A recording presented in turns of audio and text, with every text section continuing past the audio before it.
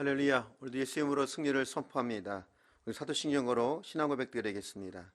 전능하사 천지를 만드신 하나님 아버지를 내가 믿사오며 그 외아들 우리 주 예수 그리스도를 믿사오니 이는 성령으로 잉태하사 동정녀 마리아에게 나시고 본디오 빌라도에게 고난을 받으사 십자가에 못 박혀 죽으시고 장사한 지 사흘 만에 죽은 자 가운데서 다시 살아나시며 하늘에 오르사 전능하신 하나님 우편에 앉아 계시다가 저리로서 산자와 죽은 자를 심판하러 오시리라. 성령을 믿사오며 거룩한 공예와 성도가 서로 교통하는 것과 죄를 사하여 주시는 것과 몸이 다시 사는 것과 영원히 사는 것을 믿사옵나이다. 아멘. 오늘 은혜 받으실 하나님의 말씀은 에스더라서 4장 1절부터 6절까지의 말씀입니다. 에스더라 4장 1절로 6절의 말씀은 구약성경 714면에 있습니다. 그리고 똑같이 합독하겠습니다.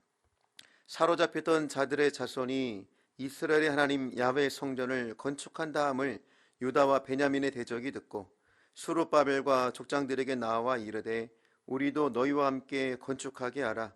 우리도 너희같이 너희 하나님을 찾노라. 아수르 왕 에살핫돈이 우리를 이리로 오게 한 날부터 우리가 하나님께 제사를 드리노라 하니 스룹바벨과 예수아와 기타 이스라엘 족장들이 이르되 우리 하나님의 성전을 건축하는데 너희는 우리와 상관이 없느니라. 바사 왕 고레스가 우리에게 명령하신 대로 우리가 이스라엘의 하나님 야훼를 위하여 홀로 건축하리라 하였더니 이로부터 그 땅 백성이 유다 백성의 손을 약하게 하여 그 건축을 방해하되 바사왕 고레스 시대부터 바사왕 다리오가 즉위할 때까지 관리들에게 뇌물을 주어 그 계획을 막았으며 또 아수르로가 즉위할 때에 그들이 글을 올려 유다와 예루살렘 주민을 고발하니라. 아멘. 우리는 지난 시간 에스더라 3장을 통해서 이제 유다 백성들이 그의 나라를 회복하기 위한 첫 단추로 성전 건축과 예배의 회복임을 살펴보았습니다. 오늘은 에스더라 4장을 통해서 타협의 미혹이라는 제목으로 은혜를 나누고자 합니다. 오늘 에스더라 4장은 유다 백성의 성전 공사 사역에 사마리아인들이 방해하는 내용입니다. 우리 1절을 합독하겠습니다. 에스더라 4장 1절입니다. 사로잡혔던 자들의 자손이 이스라엘 하나님 야훼 성전을 건축한 다음을 유다와 베냐민의 대적이 듣고, 즉 유다 백성들이 야훼 성전을 건축한다는 소식을 듣자 처음에는 사마리아 사람들이 찾아와서 이스라엘 백성들에게 자신들도 성전 재건에 함께 동참하고 싶다고 제안을 합니다. 그러나 이거에 대해서 유다 백성들은 단호하게 이를 거절합니다. 이어지는 2절과 3절을 합독합니다. 스룹바벨과 족장들에게 나와 이르되 우리도 너희와 함께 건축하게 하라. 우리도 너희같이 너희 하나님을 찾노라. 아수르 왕 에살핫돈이 우리를 이리로 오게 한 날부터 우리가 하나님께 제사를 드리노라 하니 스룹바벨과 예수아와 기타 이스라엘 족장들이 이르되 우리 하나님의 성전을 건축하는데 너희는 우리와 상관이 없느니라. 바사 왕 고레스가 우리에게 명령하신 대로 우리가 이스라엘 하나님 야훼를 위하여 홀로 건축하리라 하였더니, 오늘 본문에서 유다인들을 찾아왔던 사마리아인들은 자신들을 어떻게 소개하고 있습니까? 아수르 왕 에살핫돈이 우리를 이리로 오게 했다라고 말하고 있습니다. 이 말이 무슨 뜻입니까? 우리가 에스라 강의 첫 번째 시간에 설명드렸듯이 솔로몬 시대 이후에 이스라엘은 남유다와 북이스라엘로 갈라지게 되었습니다. 그리고 북이스라엘은 남유다가 멸망하기 130년 전에 그 당시 중동의 패권을 장악했던 아수르에 의하여서 먼저 멸망을 당하게 됩니다. 그런데 그때 아수르가 취했던 제국 통치 정책이 무엇이라고 했지요? 아수르는 자신들이 정복한 식민지들이 절대로 자신들에게 반기를 들 수 없도록 그 민족의 정체성을 지워버렸습니다. 그래서 정복하는 나라마다 혼혈화 정책을 펼친 것입니다. 그러므로 그때 아수르에 정복당한 북이스라엘도 혼혈화가 된 것입니다. 북이스라엘 귀족들은 먼 나라로 보내버렸고, 또 현재 북이스라엘 땅에는 다른 이민족들의 귀족들이 들어와 살게 함으로 서로 섞여서 민족을 혼혈화시켰던 것입니다. 그때부터 혼혈화된 북이스라엘 사람들에 대해서 남유다 사람들은 더 이상 그들을 북이스라엘이라고 부르지 않고 그때부터 사마리아인이라고 부르며 그들을 경멸했습니다. 근데 사실 북이스라엘과 남유다를 비교해 볼 때 나라의 국력은 북이스라엘이 훨씬 강대한 나라였습니다. 당연하지 않겠습니까? 북이스라엘은 10개의 지파가 모인 것이고 남유다는 고작 유다와 베냐민 2개의 지파만 있는 것입니다. 그러므로 무엇이든지 10대 2로 북이스라엘이 훨씬 강대한 국가였습니다. 그런데 왜 북이스라엘이 먼저 멸망을 당했을까요? 그리고 그 당시 온 중동 지방을 휩쓸었던 아수르 제국은 왜 북이스라엘만 정복하고 남유다는 정복하지 않았을까요? 물론 아수르는 북이스라엘을 정복한 후에 남유다도 정복하러 내려왔습니다. 그러나 그때 남유다에 누가 있었습니까? 우리가 너무나 잘 아는 기도하는 왕 히스기야 왕이 그때 있었던 것입니다. 그때 히스기야 왕의 눈물의 기도로 말미암아 남유다에 쳐들어왔던 아수르 제국의 18만 5천의 군사는 하룻밤 사이에 하나님의 천사들로 인해 전멸을 당하는 기적이 일어나는 것입니다. 이 일은 세계 역사책에도 기록되어 있습니다. 다만 세상의 역사학자들은 이 일을 도저히 설명할 수 없기 때문에 세상의 역사책에는 아마 그날 밤에 급성 페스트균이 아수르 진종을 덮었을 것이다 이렇게 추측하며 써놨을 뿐입니다. 여하튼 이처럼 오직 하나님만 바라보고 기도하는 한 사람은 한 제국의 군사들보다 더 강력함을 우리는 깨달아야 합니다. 그리고 민족이 살고 죽는 것은 나라의 군사력과 경제력에 있는 것이 아니라 오직 하나님 손에 달려있음을 우리는 깨달아야 합니다. 이처럼 히스기야 왕의 기도로 그 당시 한 번도 패한 적이 없었던 아수르의 무적 대군을 물리친 남유다는 그 이후에 어떻게 되었습니까? 너무나 안타깝게도 히스기야 왕 시대 이후로 남유다조차도 민족의 순수성을, 믿음의 순수성을 잃어버리고 거룩을 잃어버리게 됩니다. 그래서 결국은 바벨론에 의하여서 하나님께 심판을 받아 나라는 멸망당하고 포로로 끌려가게 된 것입니다. 사랑하는 성도 여러분, 이처럼 우리의 능력은 오직 거룩에 있습니다. 우리가 하나님의 거룩하심에 동참해서 하나님의 능력의 손에 붙들림 받을 때만 우리는 세상을 이기는 자들이 될 수 있는 것입니다. 그렇기 때문에 그 거룩을 잃어버릴 때에는 세상에 또한 무참히 질밟히는 것이 우리의 존재입니다. 예수님도 분명히 맛을 잃은 소금은 반드시 밖에 버려져 밟힌다고 말씀하셨습니다.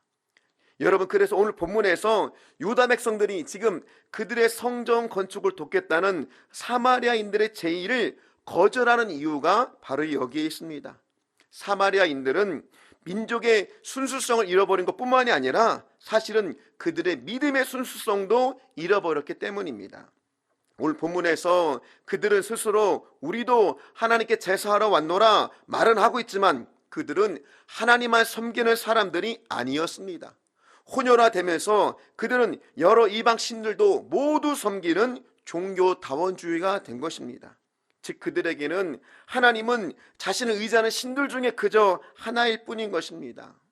사랑하는 성도 여러분, 하나님과 함께 다른 것을 섬기는 것은 절대로 하나님을 섬기는 것이 아님을 깨달아야 됩니다. 그것은 도리어 하나님의 이름을 능멸하는 것임을 우리는 깨달아야 됩니다.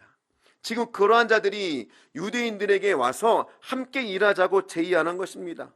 그런데 사실 그것이 인간적으로 볼 때는 얼마나 좋아 보이는 줄 아십니까? 지금 이들의 말은 함께 잘 살자는 것입니다. 자기 것만 주장하지 말고 함께 더불어 살자는 것입니다. 너무나 달콤한 말입니다. 게다가 그들은 이미 그곳에 정착하여 살고 있는 자들이고 바벨론에서 막 돌아온 유다 백성들은 지금 이방인과 같은 처지입니다. 그러니 인간의 생각으로는 지금 그들의 도움이 절대적으로 필요한 상황입니다. 그러나 사랑하는 성도 여러분, 바로 이것이 하나님의 일과 하나님의 사람을 무너뜨리는 마귀의 미혹임을 우리는 깨달아야 합니다. 이 일에 대한 그 당시 총독이었던 수룹바벨과 대제사장 예수와와 이스라엘 족장들의 대답이 무엇입니까? 우리 3절을 합독하겠습니다. 에스라 4장 3절입니다. 수룹바벨과 예수와와 기타 이스라엘 족장들이 이르되 우리 하나님의 성전을 건축하는데 너희는 우리와 상관이 없느니라. 즉 우리가 하나님의 전을 건축하는 일이 너희와는 상관없는 일이라는 것입니다. 이것은 우리가 홀로 감당할 일이라는 것입니다. 그들과 손을 잡는 것이 어떻게 보면 성전 재건하는데 훨씬 유리하게 보일 수 있습니다. 그러나 그것은 하나님의 방법이 아닙니다. 좋은 게 좋은 것이라는 식으로 어쨌건 성전이 지어지고 같은 편이 많아지면 좋은 것이 아니냐는 생각에는 틀린 것입니다. 우리 예수님은 적은 누룩을 조심하라고 말씀하셨습니다. 하나님께서는 많은 사람이 필요한 것이 아니라 순전하고 거룩한 한 사람이 필요함을 깨닫기를 주여로 축복합니다. 90% 충성하는 10,000명보다 100% 충성하는 한 명을 하나님께서는 오늘도 찾고 계심을 믿으십시오. 아수르에 의하여서 온 중동 지방에 피바람이 불 때도 다만 히스기야 왕 그 한 명의 순결한 믿음을 통해서 하나님은 그의 나라를 지키셨습니다. 에스라 강의 둘째 시간에 말씀드렸듯이 하나님께서 찾으시는 사람은 온전히 하나님 말씀에 순종하는 소수임을 우리는 기억해야 합니다. 그러므로 오늘도 하나님은 그 순결한 소수를 찾고 계십니다. 또한 그렇기 때문에 마귀는 어쩌든지 하나님의 백성들이 그 순결함을 지키지 못하도록 늘 세상과 타협하도록 만드는 것입니다. 기독교 역사상 언제나 마귀와 세상은 늘 교회가 세상과 타협하길 원했습니다. 왜요?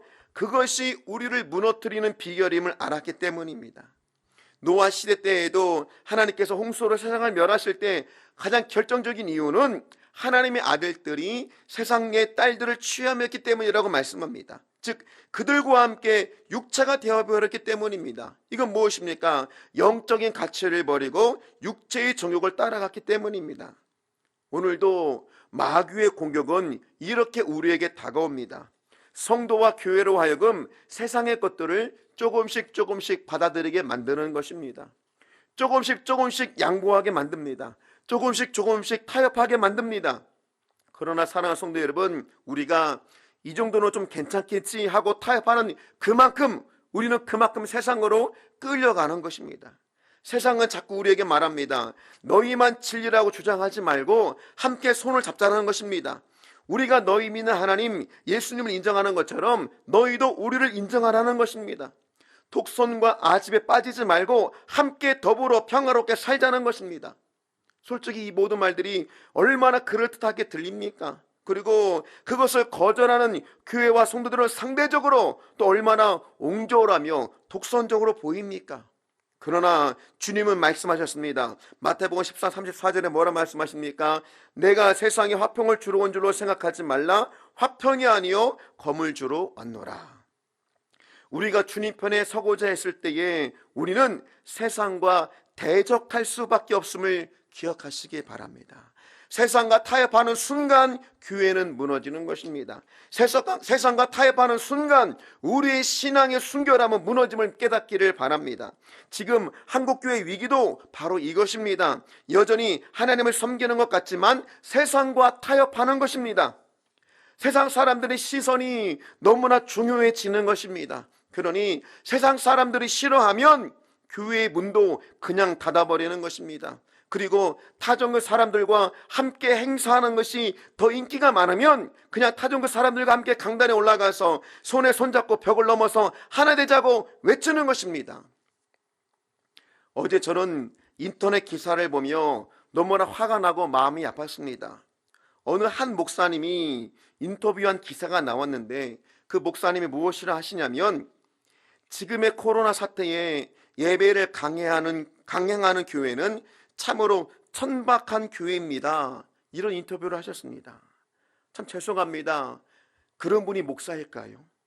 네, 물론 그렇게 하시면 세상 사람들이 보기에는 참으로 아량이 넓어 보이고 인격이 훌륭해 보이시겠지요. 그러나 여러분, 초대교회 성도들은 콜로세움에서 사자밥이 되고 십자가에 달리고 끓는 물속에서 죽임을 당한 날짜라도 멈추지 않았던 것이 바로 이 예배였습니다.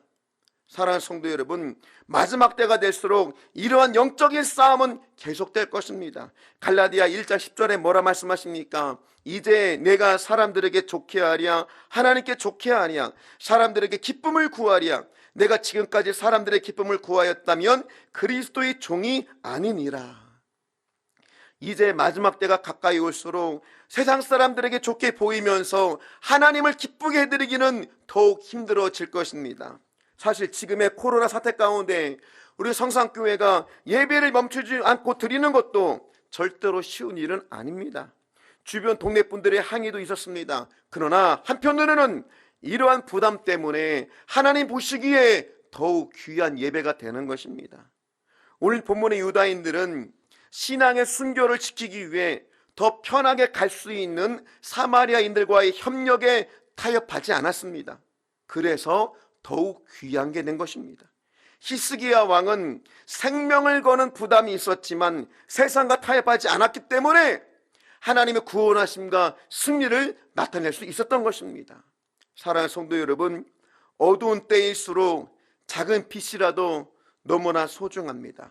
지금 온 세계와 한국교회의 문들이 닫히고 있습니다. 그러나 이런 때에 우리의 성산교회 예배는 하나님 보시기에 더욱 빛이 남을 깨닫기를 바랍니다. 2020년 하나님께서는 다이나 목사님을 통해서 우리 교회에 표효를 주셨습니다. 그 말씀이 무엇인지 기억하십니까? 이사야 60장 1절로 3절의 말씀입니다. 우리 똑같이 합독합니다. 일어나라, 빛을 발하라. 이는 내 빛이 이르렀고 야훼의 영광이 내 위에 임하였음이니라. 보라, 어둠이 땅을 덮을 것이며 캄캄함이 만민을 가리려니와 오직 야훼께서 내 위에 임하실 것이며 그의 영광이 내 위에 나타나리니 나라들은 내 빛으로 왕들은 빛으로 내 광명으로 나아오리라. 아멘. 뭐라 말씀하십니까? 어둠이 땅을 덮을 것이며 캄캄함이 만민을 가리지만 그 어둠 가운데에서도 성산교회만큼은 일어나서 빛을 발하라고 말씀하신 것입니다. 참으로 너무나 정확한 말씀이지 않습니까? 어느 목사님의 설교 중에 이런 말씀이 있으셨습니다. 이 세상의 모든 일들은 우연은 없습니다. 모든 것이 필연입니다. 즉 모든 것은 우연히 일어나는 것이 아니라 그렇게 일어날 수밖에 없는 원인이 분명히 있다는 사실입니다. 지금의 코로나 사태도 우연입니까? 아닙니다. 하나님께서 우리로 회개시키려는 필연적인 사건입니다. 그리고 감히 말씀드리자면 지금도 여전히 예배드리는 교회가 있는가 하면 교회 문을 닫는 교회도 있습니다. 이것도 우연이겠습니까? 저는 이것도 필연이라고 말씀드리고 싶습니다. 하나님께서 말씀하셨습니다. 출애굽기 33장 19절 말씀입니다. 나는 은혜 베풀 자에게 은혜를 베풀고 긍휼히 여길 자에게 긍휼을 베푸느니라. 우리가 지금의 시국에도 여전히 예배를 드릴 수 있는 것은 하나님이 우리 교회에 주신 특권입니다.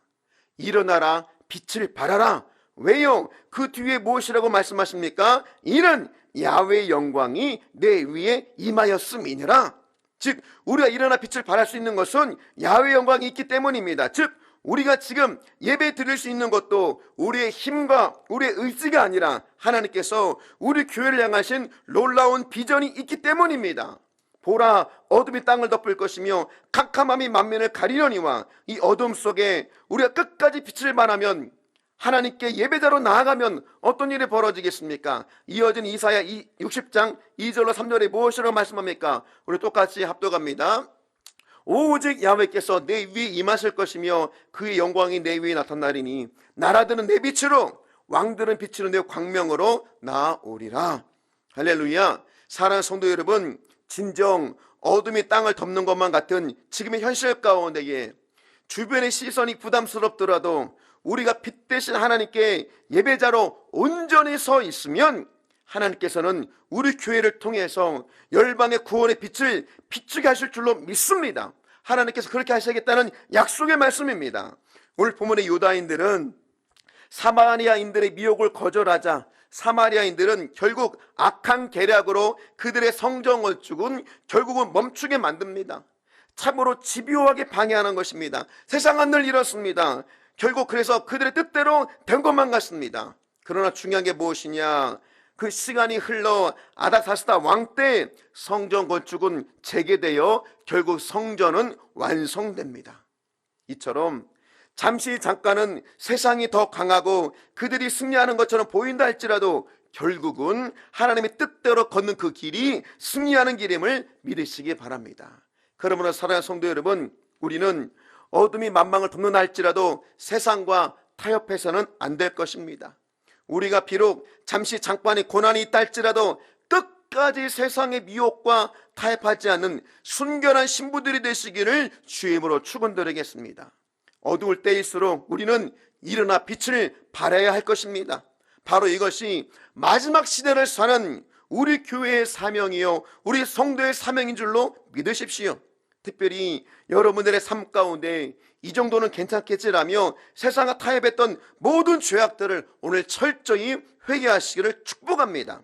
사랑하는 성도 여러분, 언제나 하나님의 백성의 실패는 세상의 미혹에 타협했기 때문임을 기억하시기 바랍니다. 다이아몬드를 보십시오. 다이아몬드는 투명할수록 순결할수록 그 가치가 이루 말할 수 없습니다. 우리 하나님의 백성들도 오직 세상의 죄악과 온전히 구별될수록 더욱 귀한 가치를 발휘함을 믿으시기 바랍니다. 오늘 우리가 기도할 때 온 교회와 성도들이 세상의 미혹의 소리에 타협하는 이 마지막 시대에 우리 성산교회는 성령의 건너로 세상과 구별되게 하시고 우리 성도들도 끝까지 세상의 어떤 죄악과도 타협하지 않는 오직 하나님의 순결한 신부가 되게 해달라고 기도하는 시간 되기를 주임으로 축원드리겠습니다. 우리 이 시간 기도하겠습니다.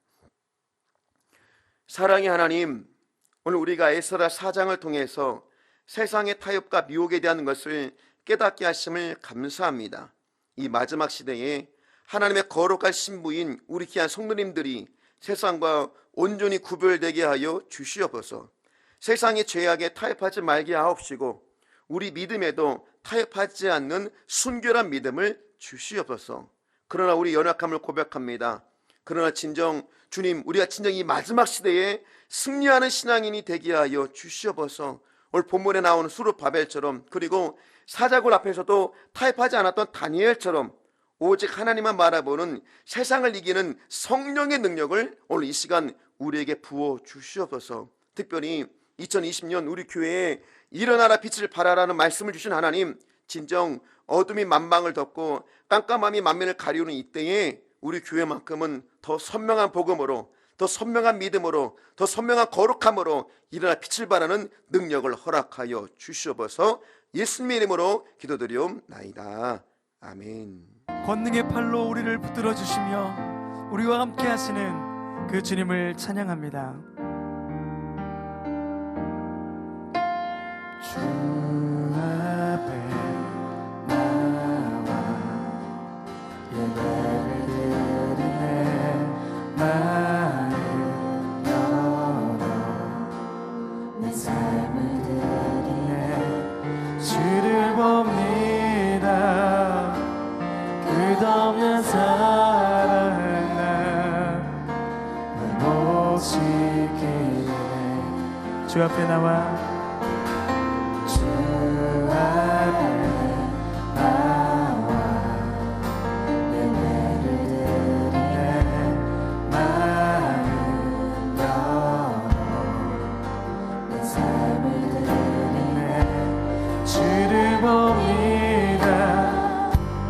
끝없는 사랑을 날 모시기에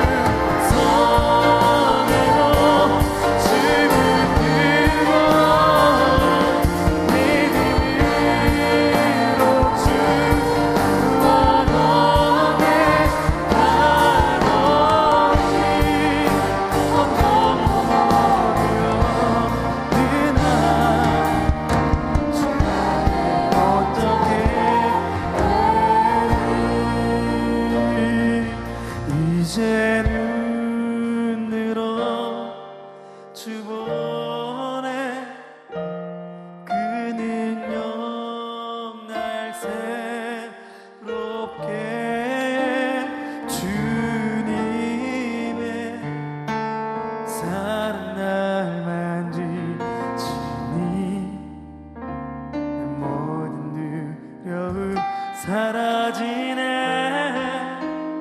폭풍 속에도 주 붙들고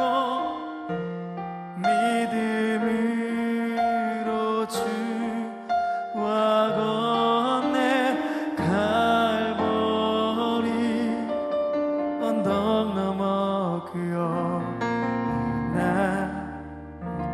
주 안에 온전케 되리. 거룩하신 하나님, 그렇습니다. 우리의 약함 가운데 강함이 되시며 우리의 손을 잡아 일으켜 세워주시는 그 신실하신 주님을 찬양합니다. 어떠한 상황과 환경 가운데에서도 주님을 바라보며 주님을 찬양하며 주님만을 예배하겠습니다. 우리 시간에 주신 말씀 부여잡고 또 각자 가지고 모든 기도의 제목들을 놓고 우리 주님의 이름을 세번 부르고 함께 기도합니다. 주여 주여 주여.